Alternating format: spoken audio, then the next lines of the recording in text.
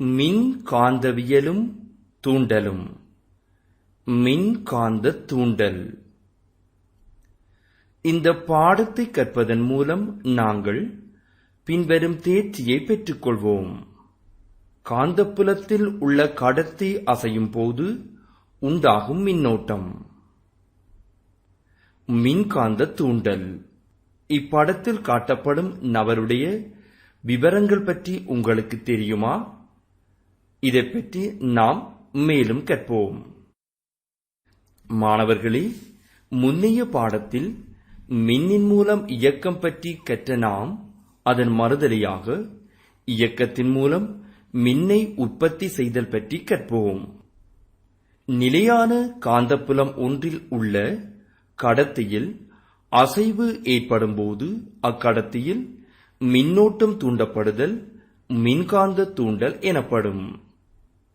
இங்கு காந்தப்புலத்தினதும் சுருளினதும் தொடர்பு இயக்கத்தின் விளைவாக ஓர் அடுத்த வித்தியாசம் உண்டாகும். இது தூண்டிய மின்னியக்க விசை எனப்படும். மைக்கேல் பாரடே என்பவரே மின்காந்த தூண்டலை கண்டறிந்தவர் ஆவார். இங்கு ஏற்கனவே வினவப்பட்ட இந்த நபர் மைக்கேல் பாரடே ஆவார்.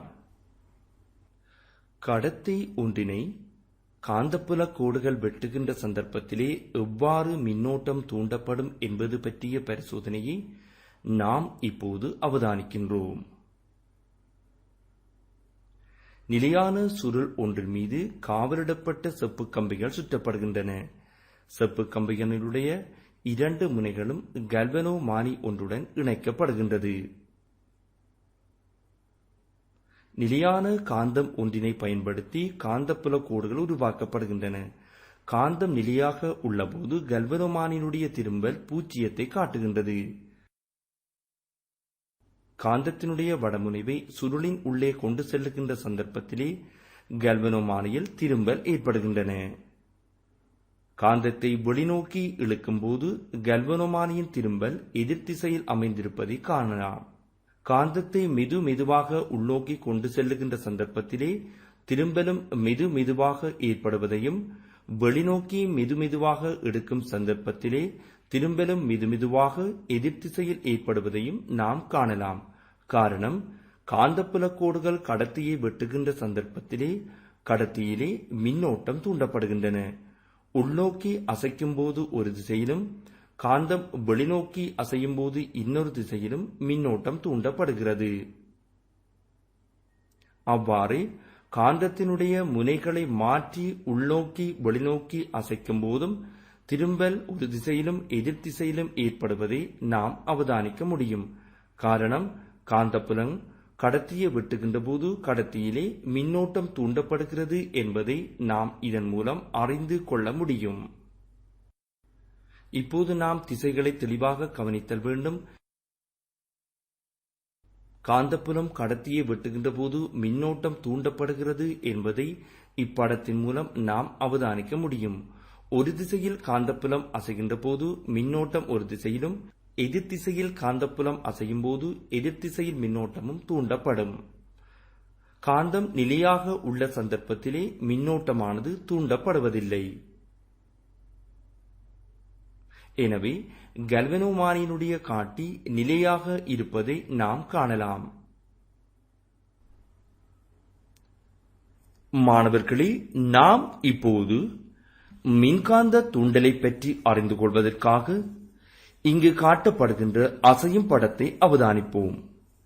இங்கு காவலிடப்பட்ட செப்பு கம்பி சுருள் ஒன்றினுள் நிலையான காந்தம் ஒன்று உள்நோக்கியும் வெளிநோக்கியும் அசைக்கப்படுகிறது.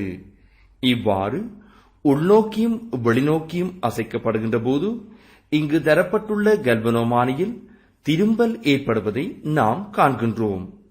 காரணம், நிலையான காந்தத்தை சூழ உள்ள காந்தப்புலமானது கடத்தியை வெட்டுவதன் காரணமாக கடத்தியில் மின்னோட்டம் தூண்டப்படுகிறது. தூண்டப்படுகின்ற மின்னோட்டத்தின் திசையும் தூண்டப்படுகின்ற மின்னோட்டத்தின் அளவும் இங்கு கல்வனோமானியினால் காட்டப்படுகிறது. காந்தத்தை உள்நோக்கி கொண்டு செல்லும் போது திரும்பல் ஒரு திசையிலும், காந்தத்தை வெளிநோக்கி கொண்டு செல்லும் போது அதற்கு எதிர் திசையிலும் திரும்பல் ஏற்படுவதை நாம் காணலாம். காந்தத்தை நிலையாக உள்ளே வைத்திருக்கின்ற சந்தர்ப்பத்திலே திரும்பல் பூஜ்ஜியத்தில் அமைந்திருப்பதை எம்மால் இனங்காண முடியும். காரணம், தொடர்ச்சியாக காந்தப்புலம் கடத்தியை வெட்டுகின்ற சந்தர்ப்பத்திலேயே மின்னோட்டம் தூண்டப்படும். எனவே மின்னோட்டத்தை ஏற்படுத்த வேண்டுமெனின் காந்தம் அல்லது கடத்தி தொடர்ச்சியாக அசைந்த வண்ணம் இருத்தல் அவசியமாகிறது. மாணவர்களே, நாம் அவதானித்து பரிசோதனை செயற்பாட்டினை இங்கு அறிக்கைப்படுத்துவோம். இவ்வட்டவணையிலே காந்தத்தின் இயக்கம், சுருளின் இயக்கம், கல்வனோமானியின் காட்டி திரும்புகின்றதா இல்லையா என்பது பற்றிய விடயங்களை நாம் ஆராயப் போகிறோம். இப்போது காந்தத்தின் இயக்கம் சுருளை நோக்கியதாகவும் சுருளின் இயக்கம் ஓய்வில் உள்ள சந்தர்ப்பத்திலும் கல்வனோமானியின் காட்டியில் திரும்பல் இருப்பதை நாம் காண முடியும். சுருளை அசையாது வைத்த நிலையில் சுருளினுள் காந்தம் அசையாது நிற்கின்ற சந்தர்ப்பத்திலே சுருளின் இயக்கம் ஓய்வில் உள்ளபோது கல்வனோமானியின் காட்டியில் திரும்பல் இல்லை. காந்தமானது சுருளில் இருந்து அப்பால் அசைத்து செல்லும் போது, அதாவது சுருளில் இருந்து காந்தத்தை வெளியே எடுத்தபோது சுருளின் இயக்கம் ஓய்வு நிலையில் இருக்கும் சந்தர்ப்பத்திலே கல்வனோமானியின் காட்டியில் திரும்பல் உண்டு. இப்போது காந்தத்தை ஓய்வில் வைத்த சந்தர்ப்பத்தில் சுருளினை காந்தத்தை நோக்கி கொண்டு செல்லும் போது கல்வனோமானியின் காட்டியில் திரும்பல் உண்டு. காந்தத்தின் இயக்கத்தை ஓய்வில் வைத்த நிலையில் சுருளினையும் நிலையாக வைத்திருக்கின்ற போது கல்வனோமானியில் திரும்பல் இல்லை. காந்தத்தின் இயக்கம் ஓய்வில் இருக்கும் போது சுருளினை காந்தத்தில் இருந்து வெளியே எடுக்கின்ற போது கல்வனோமானியில் திரும்பல் உண்டு. இப்போது நாம் காந்தத்தையும் சுருளையும் ஒன்றாக அசைக்கும் சந்தர்ப்பத்திலே கல்வனோமானியில் திரும்பல் உண்டு என்பதை அவதானிக்க முடியும். இதிலிருந்து காந்தம் அல்லது சுருள் தொடர்ச்சியாக அசையும் சந்தர்ப்பத்திலேயே எம்மால் கடத்தியில் மின்னோட்டத்தை தூண்ட முடியும் என்பதை அறிந்து கொள்ளலாம். காந்தம் அல்லது சுருள் ஓய்வு நிலையில் உள்ளபோது கடத்தியில் மின்னோட்டம் தூண்டப்படுவதில்லை. மின்காந்த தூண்டல் பிரயோகிக்கப்படும் சந்தர்ப்பங்கள்: மின் பிறப்பாக்கி அல்லது டைனமோ. மாணவர்களே, நாம் இங்கே மின் பிறப்பாக்கி ஒன்றினுடைய அடிப்படை செயற்பாட்டை அவதானித்துக் கொண்டிருக்கிறோம். இங்கு 2 காந்தங்கள் பயன்படுத்தப்படுகின்றன. அதாவது ஒரு காந்தம் வடக்கு முனையாகவும் மற்றைய காந்தம் தெற்கு முனையாகவும் தொழிற்படுகிறது. இச்சந்தர்ப்பத்திலே காந்தப்புலங்கள் வடக்கில் இருந்து தெற்கு நோக்கியதாக அமைந்திருக்கும். காந்தப்புலத்திற்கு செங்குத்தாக கடத்தியொன்று சுழல்கின்ற சந்தர்ப்பத்திலே காந்தப்புலக் கோடுகள் கடத்தியை வெட்டுகின்றன. இவ்வாறு வெட்டும்போது கடத்தியில் மின்னோட்டம் தூண்டப்படுகிறது. இதனையே நாம் இங்கு அவதானித்துக் கொண்டிருக்கிறோம். இங்கு உண்டாகும் மின்னானது 2 திசையிலும் பாய்வதை நாம் காண முடியும். அதாவது மின்பிறப்பாக்கி அல்லது டைனமோவில் இருந்து 2 திசையிலும் பாயக்கூடிய மின்னோட்டம் உண்டாகிறது. இது ஆடலோட்டம் என அழைக்கப்படுகின்றது. மின்னோட்டத்தை நாம் டைனமோவில் இருந்து பெற்றுக் கொள்வதற்காக வளையங்களை பயன்படுத்துகின்றோம். இவ்வளையங்களில் கடத்தி தொடர்ச்சியாக உரோஞ்சி செல்வதை நாம் இங்கே அவதானிக்க முடியும். மாணவர்களே, இப்போது நாம் எமது அன்றாட வாழ்வில் பயன்படுத்தப்படுகின்ற மின் பிறப்பாக்கி ஒன்றின் படத்தினை அவதானித்துக் கொண்டிருக்கிறோம். இம்மின் பிறப்பாக்கியானது பாரிய டைனமோ ஒன்றை கொண்டிருக்கின்றது.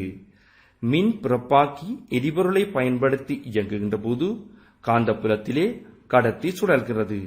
இவ்வாறு சுழலும் போது மின்னோட்டமானது தூண்டப்படுகிறது. சுழற்சியின் வேகத்தை அதிகரிக்கின்ற போது அல்லது காந்தப்புலத்தின் வலிமையை அதிகரிக்கின்ற போது அல்லது காந்தப்புலத்திலே சுழலும் கடத்திகளின் எண்ணிக்கையை அதிகரிக்கின்ற போது மின்னோட்டத்தின் அடுத்த வேறுபாடை நாம் உயர்வாக பெற்றுக்கொள்ள முடியும். இப்போது நாம் சைக்கிள் டைனமோவின் ஒன்றின் தோற்றத்தை அவதானித்துக் கொண்டிருக்கிறோம். சைக்கிளை வேகமாக சுழற்றும் போது அல்லது சைக்கிள் சில்லினை வேகமாக நாம் சுழற்றும் போது உண்டாகும் மின்னோட்டத்தின் அளவை அதிகரிக்க செய்யப்படுவதை நாம் அன்றாட வாழ்வில் அவதானித்திருக்கிறோம். காரணம், சாதாரண சைக்கிள் டைனமோ ஒன்றிலே காந்தம் சுழலக்கூடியவாறு அமைக்கப்பட்டிருக்கிறது. காந்தம் சுழலுகின்ற சந்தர்ப்பத்திலே காந்தப்புல கோடுகள் வெளியே உள்ள கடத்தியை வெட்டுவதன் காரணமாக கடத்தியில் மின்னோட்டம் தூண்டப்படுகிறது. அசையும் சுருள் காந்த நுணுக்குப்பண்ணி, இதனை நாம் அன்றாட வாழ்விலே அவதானித்திருக்கிறோம். இப்போது இதன் தொழிற்பாடு எவ்வாறு அமைகின்றது என்பதை பற்றி நாம் அவதானிப்போம்.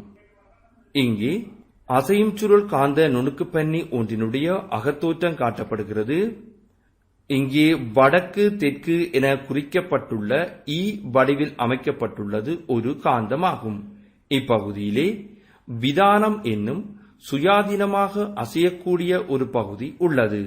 இதன் உட்பகுதியிலே காந்தத்தை சூழ அசையக்கூடிய வகையிலே காவலிடப்பட்ட செப்பு கம்பி சுருளாக அமைந்திருக்கும். புறச்சூழலில் இருந்து அதிர்வு ஏற்படுகின்ற சந்தர்ப்பத்திலே விதானம் சுயாதீனமாக அதிரும். இவ்வாறு சுயாதீனமாக விதானம் அதிர்கின்ற போது அதனுடன் இணைக்கப்பட்ட சுருளும் அதிர்கின்றது. இச்சந்தர்ப்பத்தில் காந்தப்புல கோடுகள் சுருளினை வெட்டுவதன் காரணமாக சுருளில் மின்னோட்டம் தூண்டப்படும். இவ்வாறு தூண்டப்படும் மின்னானது அதிர்விற்குரிய மீடிரனை கொண்டதாக இருக்கும். இம்மீடிரன் தொடர்ச்சியாக விரியலாக்கப்பட்டு எமக்கு கேட்கக்கூடிய ஒலியாக மாற்றப்படுகிறது. நிலை மாற்றிகள். மாணவர்களே, நாம் இப்போது பாரிய அழுத்த வேறுபாட்டை உருவாக்கக்கூடிய நிலை மாற்றியொன்றை அவதானித்துக் கொண்டிருக்கிறோம். இங்கு காட்டப்படுவது சாதாரணமாக இலத்திரனியல் சுற்றுக்களில் உள்ளே பயன்படுத்தப்படுகின்ற சிறிய அளவிலான நிலை மாற்றிகளாகும். இந்நிலை மாற்றிகள் எமது வீட்டு மின்சுற்றில் பிரதான மின் வளங்களினுடைய 230 வோல்ட் அழுத்த வேறுபாட்டை எமது தேவைக்கு ஏற்றவாறு குறைத்து பெறக்கூடியதாக பயன்படுத்தப்படுகின்றது. இந்த பாடத்தை கற்றதன் மூலம் நாங்கள் பின்வரும் கற்றற்பேறுகளை பெற்றுக்கொண்டோம். மாணவர்களே, இன்றைய பாடத்தில் காந்தப்புலத்தில் கடத்தி அசையும் போது உண்டாகும் மின்னோட்டம் பற்றியும் இதனை பயன்படுத்தி இயங்கும் மின் சாதனங்கள் பற்றியும் அறிந்தோம். மீண்டும் நாம் அடுத்த அலகில் சந்திப்போம். நன்றி.